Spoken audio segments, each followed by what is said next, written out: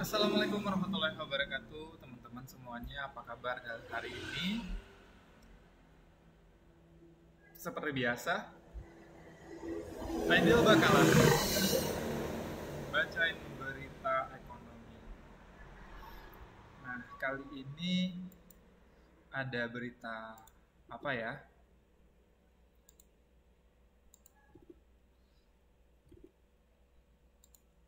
Oke, mari kita lihat berita ekonomi hari ini. Berita ini kok belum update ya?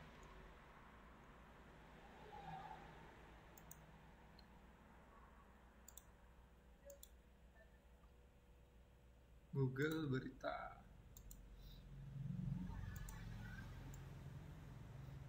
ekonomi.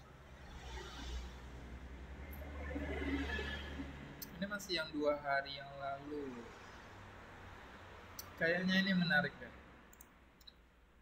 karena bisa teman-teman lihat beritanya itu 26 menit yang lalu di update. Ada dari suara.com. Nah, beritanya itu tentang, mari kita baca dulu ya.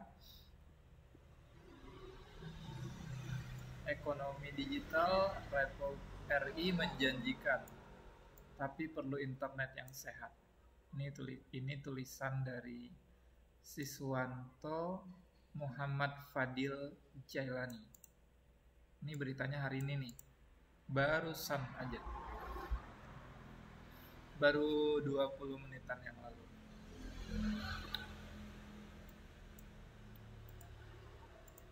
Indonesia diyakini memiliki potensi besar dalam ekonomi digital. Kendati kontribusinya terhadap perekonomian belum signifikan.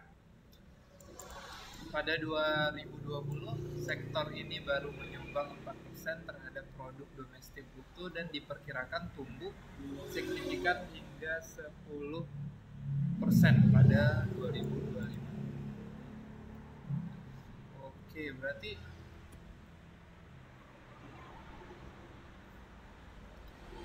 Indonesia tuh berpotensi untuk ekonomi digital, tapi ada tapinya gitu kan. Emang ya, ada tapinya. Tapi sebelum kita lanjut baca, mari kita lihat.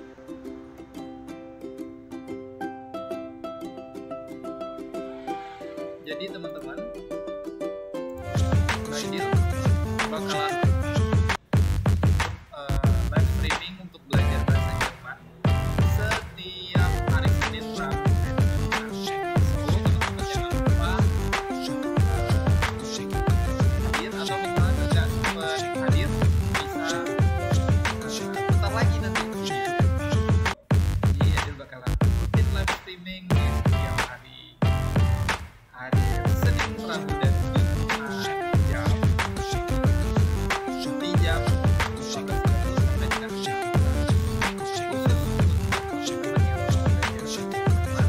silahkan join di live streamingnya Aidil. Oke. Nah, kita lanjut lagi baca berita. Karena lagi azan, kita tunggu selesai azan dulu.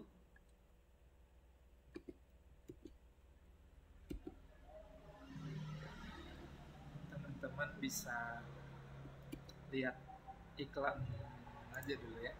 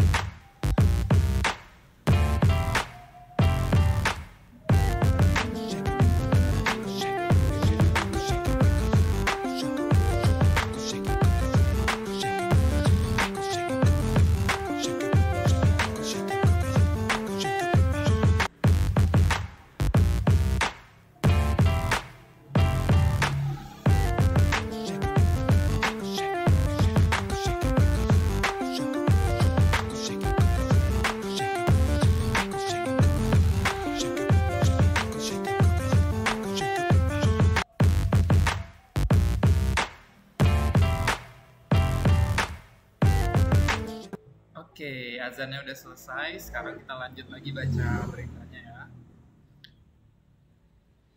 Agak kita zoom aja lagi ya biar lebih jelas. Dan ideal pindah ke sebelah sini aja biar beritanya teman-teman juga bisa baca dengan jelas. Yes. Oke. Namun sebelum jauh melangkah, internet ibarat pedang bermata dua. Di satu sisi memberi manfaat akses informasi yang luar biasa, tetapi di sisi lain dapat menyesatkan lewat paparan informasi palsu dan hoax. Ketelitian mencerna setiap informasi yang masuk sangat dibutuhkan. Betul. Itu sebabnya analisis tata kelola keamanan siber di Kominfotik Provinsi NTB, ini di NTB ini beritanya berarti. Ronald Omi Yulianto mengatakan internet sehat berfungsi melindungi diri sendiri dan orang lain dari bahaya atau risiko di internet. Kata kunci internet sehat adalah bijak dalam menggunakan, kata Ronald Minggu 30 Juli 2022. Terus tujuannya internet sehat agar pengguna terhindar dari dampak negatif internet seperti hoax, penipuan, perundungan, cyber, kecanduan, pencurian data, pergaulan bebas, dan plagiarisme. Tips berinternet sehat yaitu batasi informasi yang bersifat pribadi, selektif dalam mengirimkan konten, jangan respon email yang tidak jelas, waspadai malware, jangan akses konten ilegal, dan jangan mudah tergoda tawaran, kata Ronald. CEO Pena Enterprise Zulkaidir Asari menambahkan berhubungan dan berkolaborasi dengan banyak orang itu dari berbagai latar belakang budaya di ruang digital harus berhati-hati. Untuk itu kata dia dibutuhkan etika digital. Wah, ini ada banyak istilah baru dan tentunya kalau bisa kita bilang ya teman-teman semuanya, seharusnya kurikulum pendidikan itu sudah mulai menggalakkan etika digital. Mungkin aja dulu ada pelajaran seperti akidah akhlak, ya nggak sih? Nah, sekarang mungkin bisa diterapkan ke dalam tetap nilai-nilainya itu memang dari dulu sudah diajarkan yang baik-baik, tapi diaplikasikan ke digital sepertinya bakalan punya pengaruh yang besar, di mana kita tahu generasi kita bahasa awamnya itu melek udah digital gitu. Anak-anak sekarang tuh baru umur setahun 2 tahun mungkin, atau umur masih sangat-sangat balita itu udah familiar dengan gadget. So apalagi nanti ketika dia mengecap pendidikan gitu kan, otomatis apa yang ada di berita ini etika di dunia digital kayaknya perlu dipikirkan lagi lah Pak oleh para petinggi-petinggi atau juga pendidik-pendidik untuk bisa menyisipkan etika digital. Kalau saya mah cuman membaca berita saja.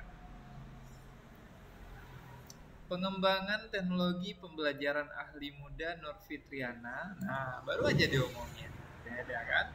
Menyampaikan budaya digital menimbulkan tantangan seperti mengaburnya wawasan kebangsaan, minimnya pemahaman hak-hak digital, kebebasan berekspresi yang berlebihan, dan berkurangnya toleransi dan penghargaan pada perbedaan. Bener banget sih. Kalau kita lihat sekarang ya netizen yang menggunakan sosial media itu rata-rata bahkan kebanyakan di bawah umur, dan mereka berkomentar luar biasa tidak sopannya di berbagai profil atau platform public figure gitu kan.